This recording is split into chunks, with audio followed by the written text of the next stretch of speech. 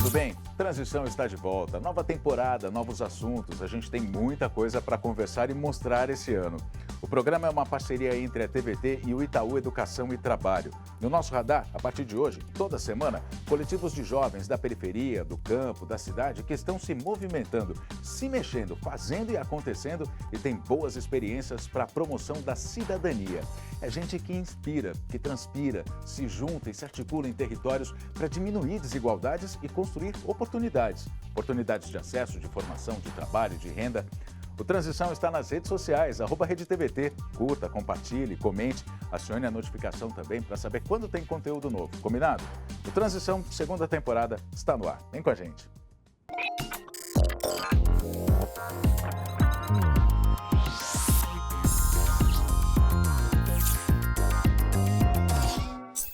Bom, a história que a gente traz aqui hoje é de um coletivo fundado em 2012, o Dedo Verde, que funciona na Casa de Cultura São Luís, no Parque Santo Antônio, na capital paulista. Com o lema Educar Pessoas para Preservar o Planeta, gente ligada aos movimentos populares e ao trabalho comunitário de base, fez um levante na região e implementou vários projetos na área ambiental. É interessante demais. A gente vai ver nos depoimentos pessoas que tiveram no coletivo uma espécie de base, de norte para a vida. A gente vai mostrar, vai comentar, vai se aprofundar nessa iniciativa e para falar sobre os rumos, sobre os percursos, sobre as possibilidades nesse horizonte, estão aqui no estúdio com a gente o Renato Rocha, que é tecnólogo em gestão ambiental e fundador do coletivo Dedo Verde, e a Sandra Faé, que é especialista em políticas públicas de emprego, trabalho e renda na economia solidária. Mas vamos conhecer o Dedo Verde. O Bruno Mascarenhas, o nosso repórter, foi até lá para saber como funciona, de onde veio essa inspiração. Roda o VT para a gente ver.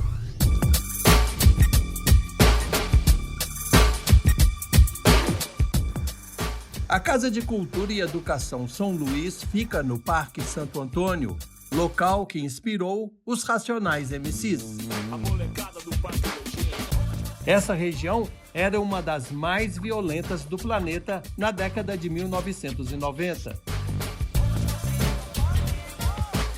Preocupado com a falta de oportunidades, o líder comunitário Nestor Quintos de Oliveira se uniu ao movimento de moradia da comunidade Parque Otero e juntos conseguiram do governo do estado esse local em 1997.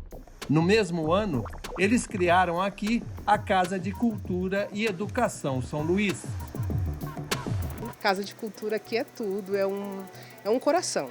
Descobri esse lugar muito gostoso, muito tranquilo, e eu tô aqui. É uma casa de mãe, minha segunda casa. O rosto de Nestor está registrado na entrada da Casa de Cultura. Meu pai era líder de moradia nessa região e tudo que aconteceu aqui, do Singapura ao CDHU, foi ele que trouxe para o bairro. A Casa de Cultura e Educação São Luís seguiu sua trajetória, mudando para melhor a vida de milhares de moradores da região. Hoje a gente tem uma média de 23 cursos aqui. A gente quer que as pessoas venham e aprendam o que elas podem comprar e ter uma profissão para poder alimentar a casa, a criança. Em 2012, um dos colaboradores da Casa de Cultura, Renato Rocha de Lima, decidiu criar no mesmo espaço o coletivo Dedo Verde, focado na educação ambiental. Aqui, a população tem acesso ao ensino de práticas de plantio, a captação de água de chuva e reciclagem. O entorno ganhou muito com a união do coletivo Dedo Verde com a Casa de Cultura e Educação São Luís. Eu estava com depressão mesmo, né? Eu tinha acabado de perder minha mãe e vim, gostei. Já era algo que eu já fazia em casa, que era horta no caso, o Renato era o meu educador.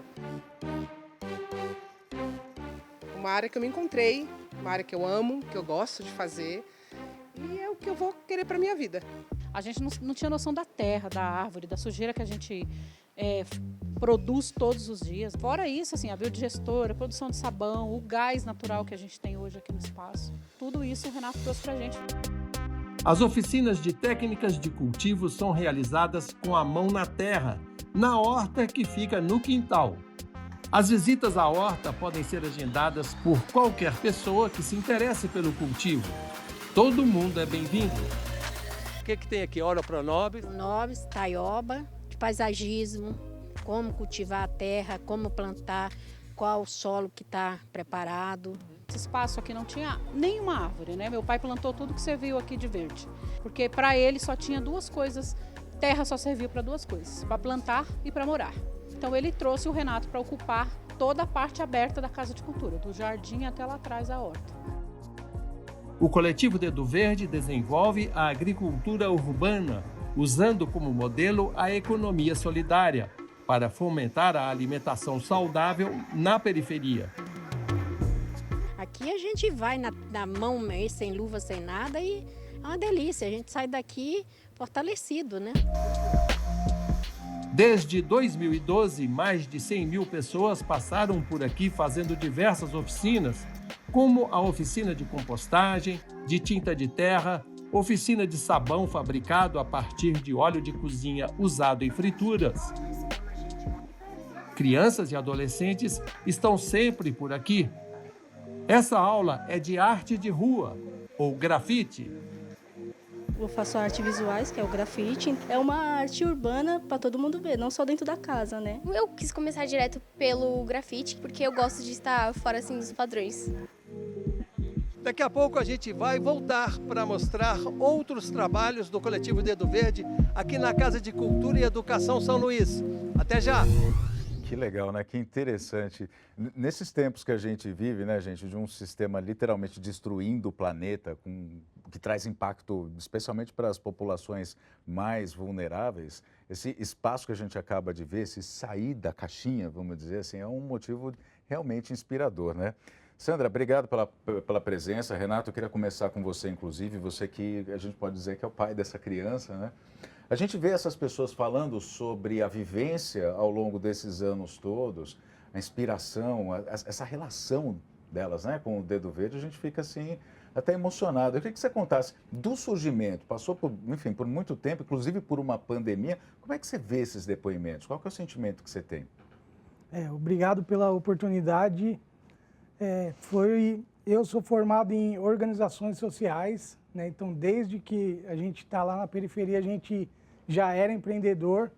E depois que eu me formei em tecnólogo, coloquei como um propósito de vida conhecer outros ambientalistas da região e a gente montar um grupo que pudesse atuar na periferia, né? Porque até então as tecnologias, que a gente chama de tecnologias verdes, que a gente conhecia, estava bem distante da nossa realidade. A gente começou a pesquisar e começou a encontrar outras pessoas que já têm um trabalho bem mais antigo que a gente, que já fazia isso, e a gente começou a se aproximar dessas pessoas e começamos a compartilhar esse conhecimento e buscamos uma ideia de colocar um coletivo na periferia para trabalhar com essa questão, focado na economia solidária, de que a gente tem uma alternativa de conseguir se manter trabalhando na periferia para melhorar a qualidade de vida das pessoas que estão na periferia. Bacana, a gente percebe que assim, é dividir o conhecimento que vocês fizeram, mas em relação à recepção, a receptividade das pessoas, né? Como é que elas receberam isso ao longo desses tempos? Como é que é você chegar para uma pessoa, o que ela sente na verdade? A gente vê uma senhora ali, inclusive, comentando sobre o manuseio, né? Que até falando talvez sobre uma fonte de energia, né? Para a pessoa em si. Como é que foi? Como é que é a recepção das pessoas em relação ao projeto? Elas vão fácil, de forma fácil, se entregam? A gente perdeu esse contato com a terra. Então, quando as pessoas chegam lá e ela tem o contato com a terra, que ela começa a perceber que ela está no espaço onde tem um monte de bicho ali, um monte de joaninha, tem abelha sem ferrão, tem uns insetos, e ela começa a ter aquele contato, parece que resgata algo que estava dentro da pessoa ali, que ela não percebia, né? A dona Zilda, que fala ali na história, é uma senhora que ela já estava lá na Casa de Cultura com o projeto da Unihorta, que ela fez uma articulação com a UBS local para levar um nutricionista farmacêutico para falar dessa questão do que a gente pode tomar de ervas. Então, quando a gente chegou com o projeto, ela já estava lá. Então, a gente juntou com ela, com a experiência de vida que ela tem, e começamos a dar um gás. Então, a gente recebe as pessoas. Muitas pessoas da comunidade não conhecem o local, então quando elas veem que tem uma riqueza dentro de um espaço ali que a gente vê fora, tem as árvores que o seu Nestor plantou, que tem desde árvores do cerrado, árvores nativas, as pessoas começam a olhar e falam assim, nossa, a gente precisa conhecer o nosso bairro, e as pessoas se surpreendem, para a gente é positivo, porque a gente abre um leque de outras oportunidades, né? Muito bom. Agora, Sandra, a gente viu o exemplo do Dedo Verde, agora eu sei que você tem uma experiência vasta, você tem uma série de experiências que acontecem em outras cidades, em outros locais, que você pode contar para a gente, né? A gente estava conversando aqui, só para poder contextualizar, a gente estava conversando antes, a Sandra está falando assim, não, tem várias experiências que são legais, assim como a do Dedo Verde, vamos falar sobre elas. Então, vamos falar sobre elas, né? O que você traz para a gente? Qual é a avaliação que você faz dessa iniciativa, né? Desse contato das pessoas, digamos, com coisas simples e necessárias para a vida, né? E o que você traz, assim, de novidade? Eu não vou dizer novidade, mas que tem por aí também semelhantes a essas iniciativas? Bom, primeiro, eu queria agradecer também a oportunidade, uma gratidão poder estar aqui com o Renato. E, André, eu queria, assim, a partir da experiência viva do Dedo Verde, falar um pouquinho de um lugar que é hoje essa concepção de desenvolvimento que a gente tem, um desenvolvimento capitalista, e aquilo que a gente acredita, entende, quem está em estratégias como essa do Dedo Verde, da sociedade que a gente quer, né? E ver na experiência do Dedo Verde é ver a economia solidária, uma estratégia de outro desenvolvimento, onde o ser humano está no centro, onde é o bem viver, onde não é o capital, né? Mas de que a experiência mostra o quanto ali tem dimensões, tem uma série de iniciativas que promovem a vida das pessoas e não só uma questão da renda e tal. E isso, assim, a gente tem hoje no Brasil muitas experiências a nível nacional. Aqui mesmo em São Paulo, a gente tem várias regiões, experiências que promovem a questão da agroecologia, da geração do trabalho e renda, e que a gente dialoga também com outras frentes. A gente está num momento de uma agenda ambiental mais do que necessária, e aí vê a experiência do Dedo Verde, né, o cuidado com a água, com a questão do óleo, com a segurança e a alimentação saudável, com a geração do trabalho e renda, com a formação. Então, tudo isso e são princípios de um projeto de sociedade que a gente acredita, né? Então, vou pegar o exemplo aqui, já aproveitando para trazer outras experiências. Também tem uma experiência hoje na Brasilândia, bem interessante também, de essa relação da comunidade com a terra, onde, assim, de também trazer essa ressignificação. Tem experiências na Zona Sul. Então, São Paulo, a gente tem, na grande São Paulo, a gente tem mais de 30 grupos de consumo hoje, né? Então, que um grupo ainda muito pequeno para essas iniciativas. Vamos só explicar o que é um grupo de consumo para ficar claro para quem está assistindo a gente. Então, grupos de consumo, uma das dimensões da economia solidária, né, Renato, é o consumo consciente. Né? Então, construir e num lugar onde hoje a gente vê tantos milhões de brasileiros, a gente voltar ao mapa da fome. O consumo consciente são grupos que se organizam para consumir ou apoiar produtores de alimentação saudável, produtos orgânicos, hoje de produtos fitoterápicos, de ervas medicinais, e que se organizam também para aquisição do produto diretamente do produtor, que isso é um desafio grande, inclusive para produtores de agroecologia hoje, onde a gente tem sempre um mercado que faz essa intermediação, e aquele que produz ganha o mínimo, e o que consome, o intermediador é que leva a grande fatia. Sandra, a gente está falando sobre o mapa da fome. O Brasil hoje, segundo a Rede Pensan, dados do ano de 2022, o Brasil tem, como todo mundo sabe, essa é uma notícia que, enfim, né, foi amplamente divulgada, 33 milhões de pessoas passando fome. Aí a gente pega essas iniciativas, né, desses grupos de consumo, enfim, dessas pessoas que vão ali arrumar soluções, que vão pegar as soluções mais simples para poder produzir até, né, que é o caso que a gente vê em algumas, ou na maior parte dessas iniciativas. Isso acaba sendo revolucionário de uma certa forma, mas isso pode ser um caminho para que a sociedade passe a enxergar a a subsistência de uma outra maneira. Em outras palavras, isso mexe com o sistema e as pessoas podem usar essas soluções simples para sobreviver?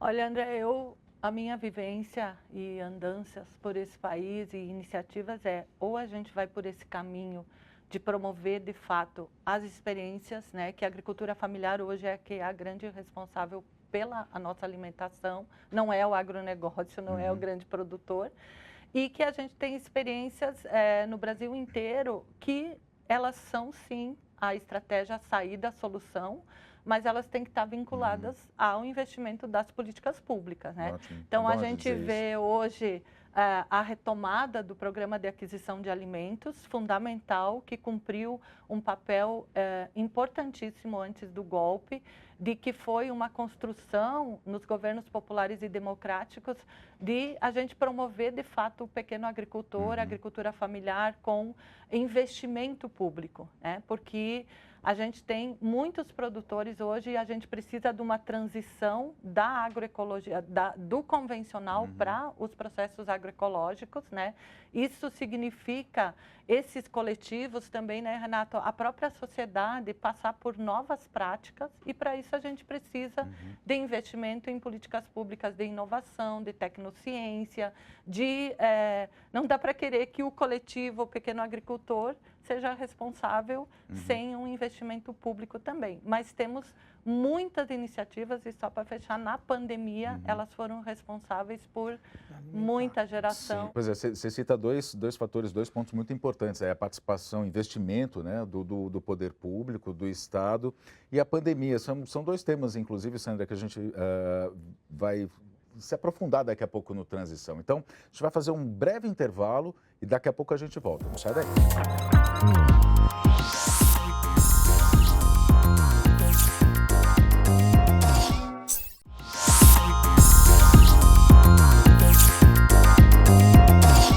E a gente já está de volta com o Transição, educação ambiental para promoção de cidadania em coletivo. Para debater o assunto, estão aqui com a gente o Renato Rocha, que é tecnólogo em gestão ambiental e fundador do coletivo Dedo Verde, e a Sandra Faé, que é especialista em políticas públicas de emprego, trabalho e renda na economia solidária. Desde a sua inauguração em 2012, o coletivo Dedo Verde atendeu a mais de 100 mil pessoas, isso mesmo, 100 mil pessoas, em suas diversas oficinas e atividades ligadas à preservação do meio ambiente. A gente vai conhecer agora, na reportagem do Bruno Mascarenhas, um pouco mais do trabalho do coletivo Dedo Verde. Vamos ver.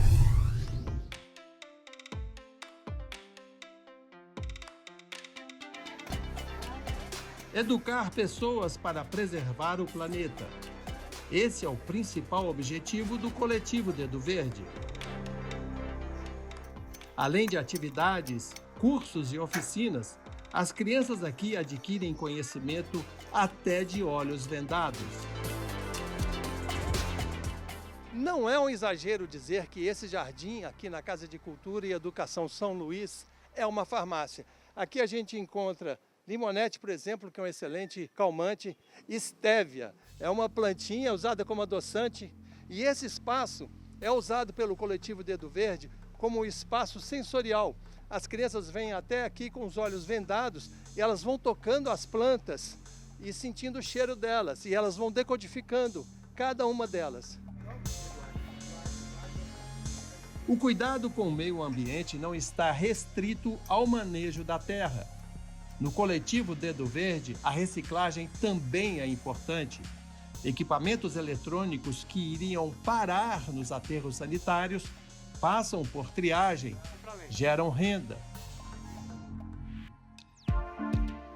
Em vez de descartada, a matéria orgânica gerada por aqui passa pela estação cicloteca, que conta com um biodigestor. Nele, os resíduos sólidos são transformados em biofertilizantes e o gás inflamável gerado pela decomposição pode ser usado para aquecer a água nos processos de outras reciclagens, como na fabricação de sabão. Aqui, mais de 27.500 litros de óleo de cozinha usado em frituras foram transformados em sabão. Essa ação evitou a contaminação de 550 milhões de litros de água. A pessoa traz o óleo e leva o sabão. E esse sabão é bom para lavar o quê? Roupa, meia encardida, o que for. Para a panela é um brilho. A Casa de Cultura e Educação São Luís seguiu sua trajetória, mudando para melhor a vida de milhares de moradores da região, através da educação, da cultura, do esporte, lazer e diversos cursos profissionalizantes e oficinas. O resultado do trabalho realizado pelo coletivo Dedo Verde e a Casa de Cultura e Educação São Luís é de extrema importância. Para conseguir manter tudo funcionando, é preciso parcerias. O PUESP, que é o Sindicato dos Professores, eles contribuem com a gente aqui, ajudando na água, na luz, no telefone, às vezes alguém para ficar aqui na recepção. Né? Falando para você, a gente só não fechou essa casa por conta dessa parceria durante a pandemia. O coletivo Dedo Verde, em parceria com a Casa de Cultura e Educação São Luís, contribuem para a transformação da vida de pessoas de todas as idades. Eu sou muito amante da arte e eu queria aprofundar os meus conhecimentos, né? E aí eu achei a proposta muito interessante. A arte, ela não tem limitações. Com a arte você pode ser o que você quiser. Suzete chegou aqui para participar de oficinas. Hoje, trabalha no coletivo Dedo Verde como educadora ambiental. O Dedo Verde aqui pra gente é algo muito especial e não pode ser tirado daqui não, hein?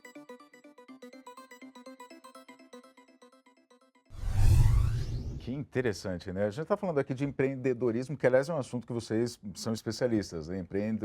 Empreendedorismo socioambiental, é isso, né? Agora, Renato, a gente viu as experiências aí que foram mostradas nessa reportagem, né? Enfim, as atividades. E aí não dá para deixar de perguntar qual que é o volume disso, se isso geralmente gera renda para essas pessoas que participam. Como é que é? Qual é o cenário que você traça dessas atividades feitas pelo Dedo Verde lá? Dá para sobreviver? Como é que é? Nós temos um modelo que a gente tem várias formas de captar recurso, né? Então, desde a gente receber o óleo, fazer esse modelo de troca, que é um modelo de economia solidária mesmo, de tirar esse óleo do meio ambiente. Então, o sabão a gente consegue fabricar, trocar e vender ele. O óleo também tem um valor comercial, então ele é destinado para ser transformado em biodiesel. Nós fazemos ações para receber as pessoas tanto para plantar com a gente na horta, e a gente abre a horta para as pessoas terem uma experiência de colher, ela pagar um valor justo, e ali ela leva um alimento sem veneno, então as pessoas ficam surpreendidas porque tem pessoas que nunca tiveram a experiência de colher um pé de alface. Então a gente junta esse modelo e consegue gerar uma renda para a gente estar se mantendo, mas é igual a Francinete falou, na pandemia tivemos que ter outros parceiros para a gente conseguir manter o espaço funcionando, porque nós não temos nenhuma participação pública, né? Então, algumas empresas vêm, fazem uma ação, então isso injeta um recurso ali. Né? Então... E se tivesse essa injeção de recursos, uma maior participação, um maior olhar do poder público para essas iniciativas, isso seria muito maior, não é, Sandra? Como é que você avalia? Nossa, eu fico aqui ouvindo a quantidade de pessoas que a experiência do Dedo Verde atingiu, 100 mil, a gente pode dizer que é uma escala interessante para ser um projeto de um território. Imagina se a gente fala em 100 mil é uma população maior que muitas cidades do interior do estado de São Paulo. Muitas cidades do interior. Então, imagina uma experiência dessa sendo replicada, reproduzida a partir dos territórios do Brasil todo. A gente tem uma diversidade muito grande no nosso país e eu queria aqui dialogar um pouquinho sobre as experiências que tem hoje dos agricultores, sejam já os que já atuam com agroecologia, seja a agricultura familiar, que tem iniciativas ainda da agricultura convencional. Esses agricultores, iniciativas de muitos coletivos, eles têm que, assim, serem grandes heróis, vamos dizer assim, porque por mais que a gente já tem investimentos hoje, agora com a retomada do governo Lula, certeza, voltou aí já ao PA, como nós falamos anteriormente, mas assim, os desafios para um agricultor hoje, para uma iniciativa coletiva, né, nesses princípios, valores, da experiência do que a gente está vendo aqui, ela é uma coisa desumana. Assim, a gente tem problema de infraestrutura, de logística, de órgãos hoje para você colocar principalmente um produto na área de alimentação, muitas exigências, você tem problema de rotulagem, então poderia elencar aqui uma série de questões de que hoje as iniciativas que a gente tem é porque são verdadeiros heróis. Então, é dever e papel do Estado, das políticas públicas, investir para que essas iniciativas se desenvolvam e, inclusive, gerem trabalho e renda, né? Então, a gente vê a experiência do Dedo Verde, como assim não tem investimento público numa experiência dessa que promove o cuidado com o meio ambiente, que promove a segurança alimentar, que promove o convívio social ali daquelas pessoas e que pode promover trabalho e renda. Tem experiências hoje de hortas urbanas, que aí eu gostaria também, André, de a gente falar um pouquinho assim, ó, o que são experiências comunitárias, que tem mais a ver com uma questão de contribuição para a alimentação saudável, para a segurança ou a insegurança alimentar, e o que são experiências de produção, agricultura mesmo, e hoje a gente tem um desafio nos meios urbanos, que é a agricultura urbana. Então, eu conheço experiências de alguns municípios, São Paulo, Osasco mesmo, hoje tem 17 áreas, que são áreas de produção orgânica para geração de trabalho e renda. No ABC a gente tem Diadema, São Bernardo, e nesse Brasil afora, a Bahia tem hoje 17 centros públicos investimento do governo do estado, e a gente vê o quanto isso fez diferença para que esses agricultores, essas iniciativas pudessem também comercializar seus alimentos. Então, é fundamental o investimento público e a gente entender que a política pública ela tem obrigação de promover iniciativas como essa, porque são essas iniciativas que vão transformar o nosso mapa da fome. Aqui em São Paulo, quais são as dificuldades? Quais foram as dificuldades? Vocês chegaram a procurar o poder público para ter recursos, para poder investir? Como é que foi? Ou não foi? Quando a gente trabalha com essa questão de economia solidária, de educação ambiental, que a educação ambiental ela é transversal, e quando a gente iniciou, a nossa maior busca foi a gente trabalhar a questão da horizontalidade e trabalhar com outros segmentos. Então, trabalhar com educação, trabalhar com a parte de habitação, porque precisa estar junto. Então, nós fomos em busca de outras questões que estavam acontecendo. Hoje, a nossa horta é a primeira horta que tem um certificado de transição agroecológica fornecido pela prefeitura. Então, a gente consegue certificar. Foram técnicos lá, engenheiros agrônomos, e certificaram que a gente tem um processo que não utiliza veneno. Então, dentro do espaço que a gente tem, que ele é muito pequeno, mas a gente consegue produzir esse alimento, a gente comprovou isso. Então, os pequenos agricultores, eles têm que contratar uma empresa certificadora. Então, isso faz o custo ficar maior do produto. Então, quem produz alimento com veneno não precisa certificar nada. Então, ele utiliza veneno. A gente viu nos últimos anos a liberação de vários tipos de venenos. Né? Muitos deles, né? Quem é agricultor tem isso, e está voltando um programa que é o POT, que é o Programa Operação Trabalho. Então, nós conseguimos, mas é uma articulação que vem de alguns anos, que hoje tem uma pessoa que ela é responsável, ela recebe uma bolsa. Mas isso deveria ser igual ela falou, o governo deveria estar em cima ali, porque até as pessoas perguntam, mas como que é para você virar um agricultor? Então, vou dar um exemplo simples que a gente conversa com as pessoas. Você planta um pé de alface, demora em torno de 60 dias para você colher, para você vender. Como que você vai ficar esses 60 dias? Aí tem os insumos, aí tem a questão das intempéries, do tempo. Parceiro nosso agricultor urbano, Ananias, do Jardim Ângela, plantou agora na época do verão, com a chuva que deu, que é a questão dos eventos extremos, ele perdeu toda a produção dele. Né? Então, ele é uma pessoa que riscos também, né? Então, tem toda essa questão. Né? Existe... o São Paulo quer dar um exemplo de que está fazendo algo, mas acho que isso precisava pegar todos os pequenos agricultores. Né? Pegar um gancho, André, que é a questão também do investimento da universidade. Né? Sem dúvida, isso é muito importante também. Né? A questão da pesquisa, da tecnociência, da inovação, né? Então, a gente viu ali falar das plantas medicinais, das ervas, onde a gente tem hoje uma indústria da saúde, né? Uma indústria da morte. E a gente tem, assim, desde nossos ancestrais, experiências e muitas experiências de transformação. E aí a universidade, ela precisa vir, né, Renato, com o papel dela para contribuir para que essas experiências... Imaginem iniciativas como a do Dedo Verde ou outras, a gente poder estar fornecendo para as farmácias vivas, por exemplo. E aí, né? assim, o que eu te pergunto é, quando a gente fala na universidade, para poder esmiuçar um pouco mais isso, desenhar um pouco melhor para quem está assistindo a gente, exatamente como a universidade entra nessa questão? É desenvolvendo pesquisa? Como é que se dá essa atuação? Então, primeiro que nossa universidade ainda, digo aqui em público, é muito elitista, né? E com o cuidado aqui de muitas iniciativas e experiências de pessoas dentro das universidades, mas ainda hoje a nossa universidade brasileira, ela está a serviço do capital. Então, acho que uma primeira coisa precisa... Mesmo as públicas? Mesmo as públicas.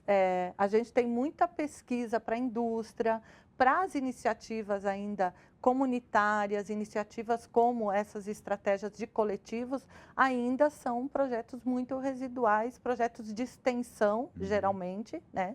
Que já tem aí uma riqueza grande.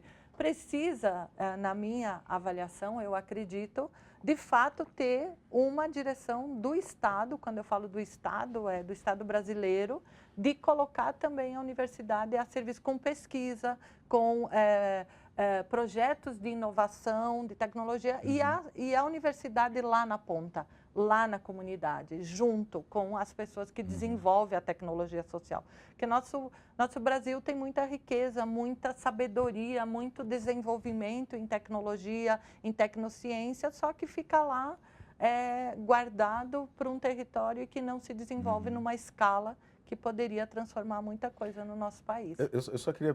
Agora há pouco a gente estava conversando sobre conhecimento ancestral e tudo, e um pouco antes do programa a gente estava falando sobre... Só para poder ilustrar, mudar aqui um pouquinho só o rumo da conversa, pedir licença, inclusive, para isso, a gente estava falando sobre a hora Pronobis, né, que a gente vê propagandas... são milhares, né, de propagandas na televisão, na internet, a indústria farmacêutica vendendo isso como se fosse um grande feito deles, né, para salvar a vida de pessoas, enfim, prometendo aqueles benefícios todos, e não só a Pronobis, que a gente mostrou numa das reportagens aqui, mas tem vários outros, não vou dizer medicamentos, mas várias outras plantas, enfim, ervas, que podem ser utilizadas em nosso benefício e não precisam passar por esse sistema, que é quem vai intermediar, assim como no caso dos agricultores, tem sempre alguém que ganha muito dinheiro com isso, né? Isso. Não o agricultor, mas talvez eliminar um pouco esses intermediadores que vendem ilusões para a gente, né? A gente tem tudo isso disponível, né? A natureza dá isso para a gente, né, Renato? A Hora Pronobis é uma planta que eu particularmente me surpreendi muito, né, de ter colocado ela na casa da minha mãe lá num vaso, e ela ficou lá porque a gente vai fazendo essas experiências e começou a se desenvolver. Então é uma planta da família dos cactos, ela se desenvolve muito rápido, não precisa de tantos tratos culturais, diferente das folhosas que a gente vieram com os portugueses para cá, muito do que a gente come veio com eles. Ela se transforma numa cerca viva e a pessoa pode se alimentar dela ali mesmo naturalmente. Então a gente perdeu esse conhecimento ancestral, a indústria está vendo isso, é uma planta que ela é conhecida popularmente como carne de pobre, tem muita proteína, e a gente chega e mostra para as pessoas na periferia, a gente leva as pessoas para lá, que o Bruno fez a experiência, de degustar. Então a gente faz essa vivência agroecológica, de agricultura urbana, as pessoas vão lá e a gente fala para ela, essa aqui é a Hora Pronobis, você encontra ela em vários lugares na periferia. Então a gente tem que conhecer essas plantas, tem que se alimentar dela, porque é algo que está próximo da gente. Então a gente passou uma boa temporada com as pessoas com fome, tudo, mas a gente tem plantas que estão próximo da gente, a gente perdeu esse conhecimento, que é o que a gente quer disseminar, essa educação alimentar, as pessoas irem reconhecer aquela planta onde eu vou, fico andando no meio da rua, fico olhando para as árvores, fico olhando para os lugares, para você conseguir identificar o que é nosso para a gente poder se alimentar e ter vida, né? Queria aproveitar, André, para trazer aproveitando o gancho, o quanto a indústria se apropria dos nossos produtos nativos. Eu pego o exemplo no Pará, por exemplo, estou atuando a questão do açaí, se tem comunidades lá ribeirinhas, né, que elas fazem a coleta do açaí e por falta de investimento em infraestrutura, o atravessador vem e aquilo que é uma riqueza, numa série de coisas, aquela população que deveria estar se beneficiando, às vezes não consegue nem a renda. Vou aqui para São Paulo, a gente tem experiências, tem uma experiência ao Instituto Auá, que trabalha também aqui com as frutas nativas da Mata Atlântica. E que muito pouca gente conhece, que a gente tem o cambuci, que uma fruta maravilhosa, que do cambuci a gente tem sorvete, tem geleia. Tem uma palmeira que tem na Mata Atlântica, inclusive, que tem uma frutinha que dá uma substância parecida com açaí, né? Que é chamado açaí de Jussara, eu acho que é isso? Eu não sou técnica assim. Eu não lembro, acho que não é Jussara, mas enfim, é como se fosse um açaí também, só que é da nossa Mata Atlântica aqui. Exato. Né? Então, são produtos, hoje a gente tem esses produtos, por exemplo, no mercado de Pinheiros, né? Que assim, o mercado de Pinheiros a gente sabe que também é para um consumo de pessoas assim também, em questão de renda, não é produto que fica acessível. Então, quando a gente está falando também do investimento público, é pensar o cambuci, pensar o açaí que seja como a Hora Pronobis de acesso da população como um todo, de que a gente se beneficie daquilo que é o próprio recurso também, né? natural e não fique um acesso para uma elite daquilo que é nosso e que tem uma riqueza nesse Brasil afora. A gente está citando aqui 2, 3 exemplos, né? Pois é, a conversa está bem boa, né? E aqui, falando de açaí, está até gostosa também, né? Mas a gente vai fazer um breve intervalo, daqui a pouquinho a gente vai voltar aqui com o Renato e com a Sandra para falar mais sobre esse tema tão importante que a gente está falando aqui hoje. Então, fica aí, a gente volta já.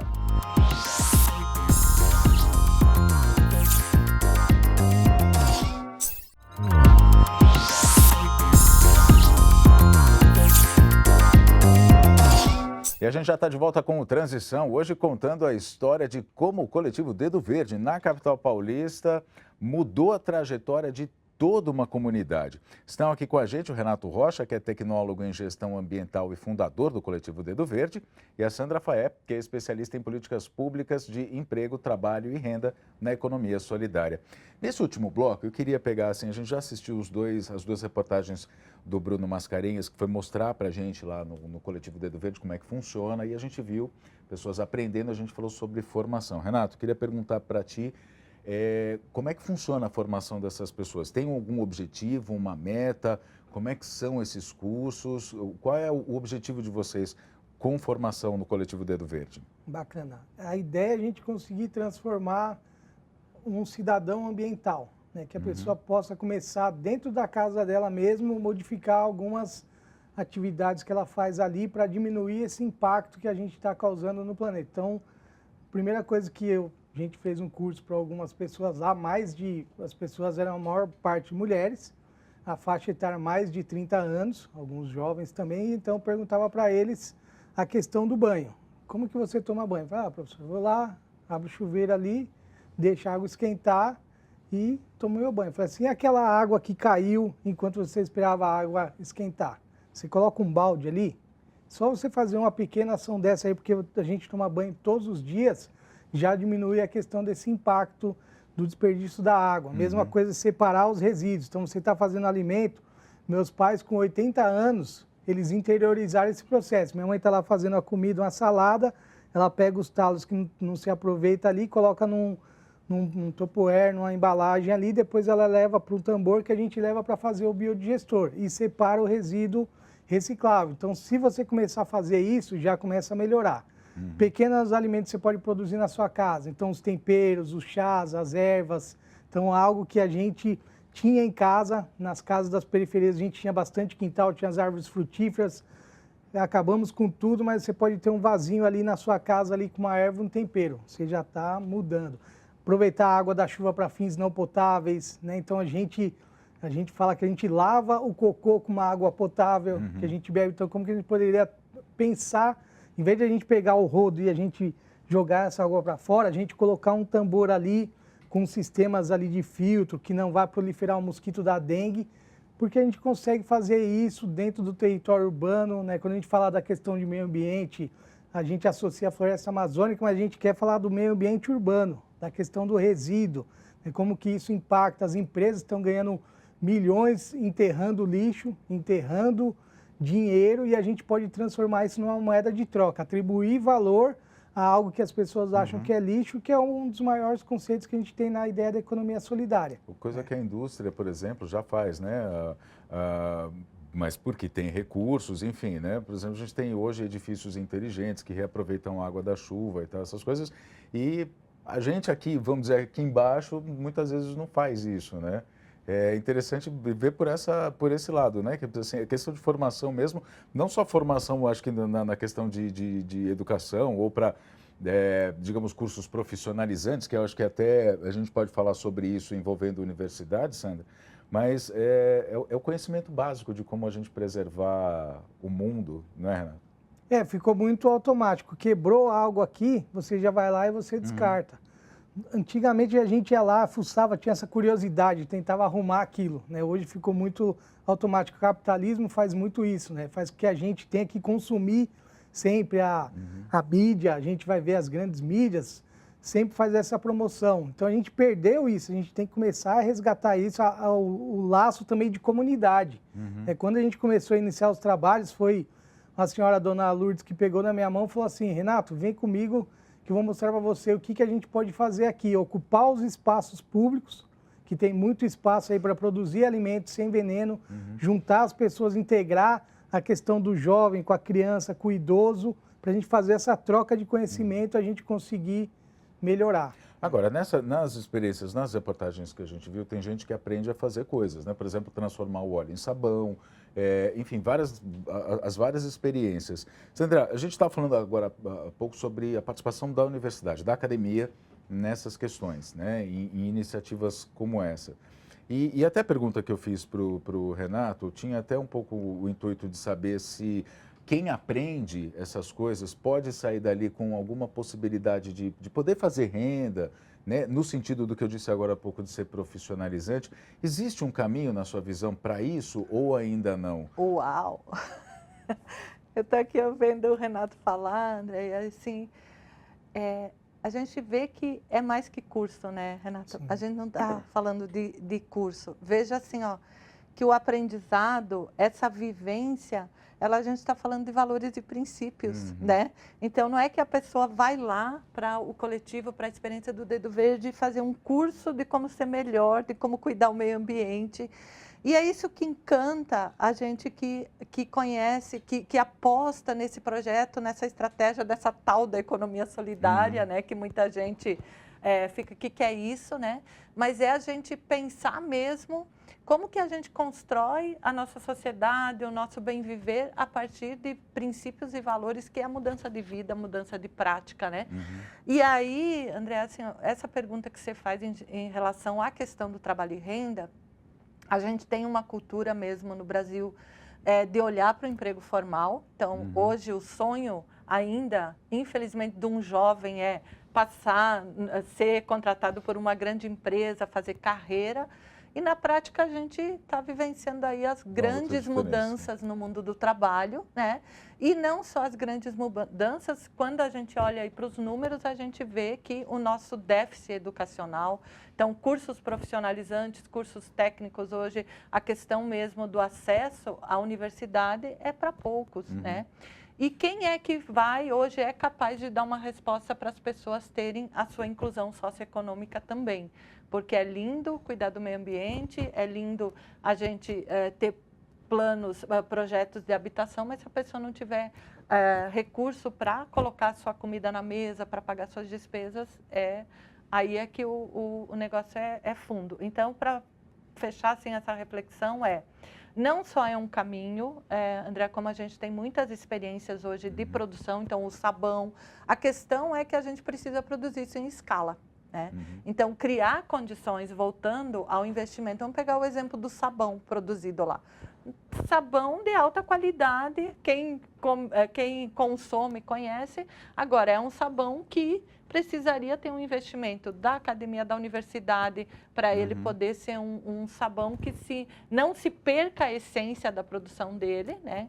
Mas que ele pudesse ser produzido a ponto de gerar renda para aquelas pessoas lá. Ou seja, a gente está falando assim sobre, por exemplo, o coletivo Dedo Verde, que tem essas iniciativas que são maravilhosas, fantásticas. Se tivesse mais recursos, conseguisse mais recursos, tanto da academia, da universidade, quanto do poder público, poderia produzir isso em escala, gerando emprego e renda. Ali é isso que Trabalho a gente e renda. E aqui eu vou aproveitar, André, vou trazer, Renato, quando você falou assim, empreendedores socioambientais, né? Então, até aproveitar para trazer uma reflexão aqui, porque hoje a gente tem uma discussão mesmo do empreendedorismo e deixar claro aqui de que empreendedorismo ou de que estratégias de coletivos, de associativismo, cooperativismo, a gente tem como concepção na economia solidária. Então, nós estamos falando de sistemas de cooperação, de sistemas de associativismo, de redes, né? A aposta hoje para uma mudança social é a gente se organizar em rede. E hoje um dos problemas dessas iniciativas é isso, a produção. Tem já iniciativas que têm uma produção em escala maior, mas na grande maioria é uma produção ainda para aquela dinâmica econômica local e que gera renda, mas não o suficiente, autossuficiente para que a pessoa ela tenha a sua sobrevivência ou as condições para acessar as condições básicas que ela precisa, porque a gente não tem investimento público ainda muito pouco nesse tipo de estratégia alternativa. Você citou um negócio muito importante que eu acho que é bom a gente esclarecer, que quando se fala em empreendedorismo, hoje em dia, a palavra... Não estamos falando de meritocracia, né? Exato, né? Mesmo porque assim, a gente tem, infelizmente, né, um sistema que fez muitos trabalhadores precarizados acreditarem que são empreendedores. Então, a gente tem que deixar claro aqui que o empreendedorismo que a gente está mostrando aqui, que a gente está mostrando tanto do coletivo Dedo Verde e tanto quanto falando que Renato e Sandra são especialistas em empreendedorismo, é um empreendedorismo que realmente é a qualificação, é a renda, né? Princípios da cooperação, da solidariedade, do cuidado com o meio ambiente. E que nada tem a ver com o que a gente vê eu sou empreendedor, eu sou dono do meu próprio tempo, eu trabalho por aplicativo e... enfim, que na verdade é um trabalho precarizado, né? Existe toda uma discussão hoje para poder regulamentar isso e tudo, mas o sistema faz com que essas pessoas acreditem que elas são donas, sejam os patrões de si mesmo, e não é esse o caso, só para deixar claro aqui na hora que a gente está falando sobre empreendedorismo. Uma coisa que eu queria pegar, no gancho do que a gente está falando também, a gente viu um trecho ali que fala sobre reciclagem de lixo, e eu queria trazer um pouco, nesse finalzinho de programa, para uma questão social. Porque, assim, a gente percebe que um lixo eletrônico, e até citando o capitalismo, quanto o capitalismo, né, que o Renato falou, que faz a gente comprar coisa e faz a gente jogar as coisas fora também, sem nenhuma preocupação com reciclar, a gente pega muito dessa reciclagem, ou desse aproveitamento do material que é jogado fora. Então a gente vê que é uma tecnologia cara, que a elite tem acesso, né, e que os coletivos depois é que vão reciclar. Como é que vocês fazem essa analogia, né? Como é que vocês enxergam essa situação, Renato? A gente começou com essa ideia mesmo da reciclagem. Quando a gente fundou o coletivo, tinha acabado de ser assinado, tinha uns 2 anos, da Política Nacional dos Resíduos Sólidos, que coloca o catador como um agente principal. E dentro de todos os resíduos, a gente pegou um resíduo que a gente entendia que ele era invisível, que era o óleo. Então, a cadeia produtiva da soja está relacionada a tudo isso, desde o desmatamento, a produção, criação de gado para alimentar os bichos, e o óleo, quando ele é utilizado, que a gente fala o óleo vegetal, muito pouco dele é reciclado. Então, a gente começou a pesquisar como que a gente poderia fazer isso. E as mulheres que fazem sabão na periferia, porque é algo da cultura popular, são agentes de transformação ambiental, porque ela faz com que aquele óleo que ia ser destinado pelo ralo da pia ou pelo vaso seja trocado por sabão. E é um modelo de economia solidária. Então, a gente começou a falar, como que isso pode funcionar dando certo para a gente depois conseguir colocar outros modelos em outros lugares. A mesma coisa os eletrônicos. O Brasil é o 5º maior consumidor de eletrônicos do mundo. E só 3% desse eletrônico ele é descartado. E tem vários contaminantes dentro. Renato, mas eu só queria para reformular talvez a minha pergunta, por exemplo, eu reciclo isso aqui, mas eu não tenho acesso a isso aqui, sabe? É uma tecnologia cara que a elite tem acesso e vem para cá para eu reciclar. E por isso que eu falo sobre justiça social na pergunta, né? Como é que vocês veem isso? Contradição, né? Certo. É uma coisa louca e uma contradição da sociedade, né? Porque é isso, assim, ó. Mas eu queria provocar aqui, André, também, por outro lado, hoje, de fato, a gente tem muitas iniciativas que, de alguma forma, fazem, no caso dos eletroeletrônicos, a logística reversa. Mas, ao ponto que deveria isso estar na agenda, vamos dizer, de uma estratégia dentro da reciclagem, das políticas de resíduos, acaba que também a própria indústria se apropria disso e vira mais uma forma dela ganhar dinheiro, né? Então, a gente tem iniciativas hoje de reciclagem, mas, na minha visão, ainda muito pontuais, precárias, que são iniciativas que geram renda, né? Mas quando eu estava na gestão pública discutindo as políticas de resíduos, eu falava, a gente tinha que ter grandes unidades de logística reversa apropriada, da mesma forma que o catador hoje é o agente onde o poder público tem que remunerar por esse serviço que ele faz, porque nós, como sociedade, a gente não reconhece o trabalho de um agente ambiental, um catador, como aquele que faz o trabalho que nós, como seres humanos, deveríamos fazer e que está ali, que tem um cuidado e que, né? E a gente não reconhece a necessidade de que isso é um serviço público também, né? Muito bem. Sandra, eu só queria aproveitar essa tua resposta para fazer uma propaganda aqui de um programa que a gente fez o ano passado aqui no Transição, que falava justamente sobre reciclagem. Então procura aí nas nossas redes sociais, @RedeTVT, o programa Transição, que fala sobre reciclagem, é da primeira temporada lá de 2022. Mas eu queria agradecer demais aqui a presença de vocês. A gente está chegando no fim do programa, infelizmente. O papo estava muito bom, dava para a gente conversar aqui horas sobre isso, né? Renato, obrigado pela sua participação. Sandra, eu queria agradecer também a você que acompanhou a gente até aqui. A gente se encontra na próxima semana aqui no Transição ou então a qualquer momento pela internet, @RedeTVT. Até lá.